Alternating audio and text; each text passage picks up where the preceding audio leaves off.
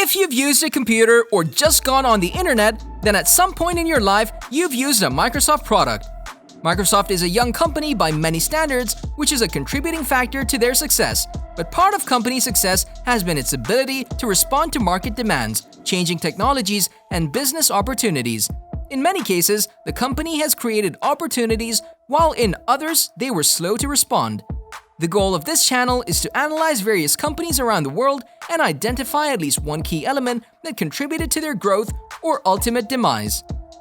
In today's video, we're going to cover Microsoft history and we'll take a look at some of its more successful ventures and failures. So, stick around to the end of the video to find Microsoft's secret formula. Microsoft is an American multinational company whose history started 4th April 1975. Formed by Paul Allen and Bill Gates, Microsoft has now become the biggest software company. It was the first software company to reach $1 billion in revenues. The company's revenues for 1975 totaled $16,000. In 1990, with the introduction of Windows 3.0, Bill Gates showed the future plan for Microsoft. In 2001, starting with Vista, many of Microsoft's previous operating systems being replaced. In 2007, Vista was released to the general public and it was the new operating system. The corporate market preferred Windows XP as the operating system was stable, fast, and secure. In 2009, Windows 7 was released to replace Vista. In 2012, this was followed by the release of Windows 8. Since then, Windows 8.1 has been released in 2013, which contained more improvements. In 2014, Windows 10 has only been released as a test version. Some interesting features include a tablet mode, the ability to switch between a keyboard and mouse mode for those computers like the Surface Pro 3 with a detachable keyboard. Microsoft success. Despite companies' faults and failures, Microsoft is still a money-making machine, generating revenue of $38 billion in the fourth quarter of 2020. Skype.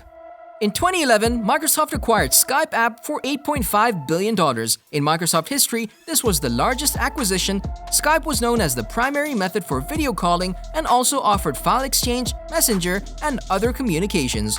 Microsoft acquired Skype to compete with Google's Voice and Apple's FaceTime. Skype's market share of international calls has gone from 13% to 34% since being acquired by Microsoft company, and its number of users has gone upwards over 50 million. The company enhanced the service and used it to replace the Windows Live Messenger and integrated it with Skype app. Its sales increases into the billions. Microsoft Office. In 1990, Microsoft Office came as an application with Excel, Word, and PowerPoint. While those programs continue to be the backbone of Office, Outlook, OneNote, and Access have all become major components as well. In 2000, Microsoft spent $1.375 billion to acquire Visio as a diagramming software for an Office add-on. It's not a popular flowchart application, but become a part of Office 365, and it's still sold. Competition from Google Apps and Apple software has arisen, but nothing has come close to the success of Office. Windows XP. In 2001, Windows XP launched and had the better features of all of Microsoft's past operating systems. Almost 400 million copies of Windows XP were sold globally in its first 5 years. More than 1 billion were sold by April 2014. Windows XP was the most widely used operating system until Windows 7 surpassed it in 2012, meaning XP was widely used for almost 11 whole years. Xbox console. The release of Xbox was very successful, which placed Microsoft second in the gaming market. The Xbox 360 console was released in 2005. It was a powerful gaming console. Meanwhile, the Xbox Live release, making it Microsoft's successful exercise in social media. As of December 2020, Microsoft's online video gaming service had over 100 million monthly active users. Due to strong competition, company had to cut the prices of their video gaming consoles to gain a higher market share. This was a very successful move, and it was the most used game console in American homes. The Xbox 360 has sold over 84 million consoles. Microsoft failures.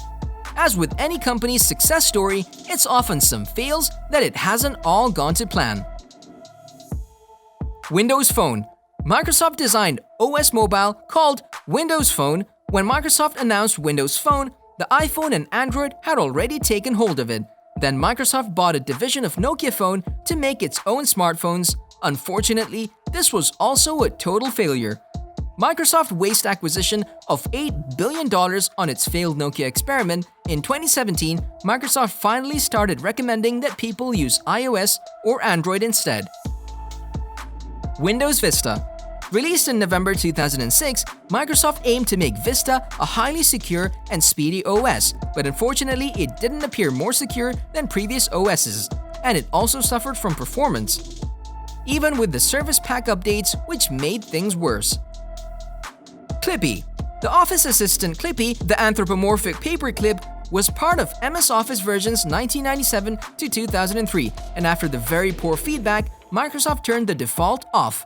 Clippy quickly became a target for parody. Even Microsoft itself made fun of Clippy. Microsoft Kin. The fail of the Microsoft Kin, not a huge surprise. It's not clear what caused the failure of the Microsoft Kin, but a mixture of delays and after lack of the budget pricing by the agreed carrier meant that Kin was not one of Microsoft's profit hours. What can we learn from Microsoft?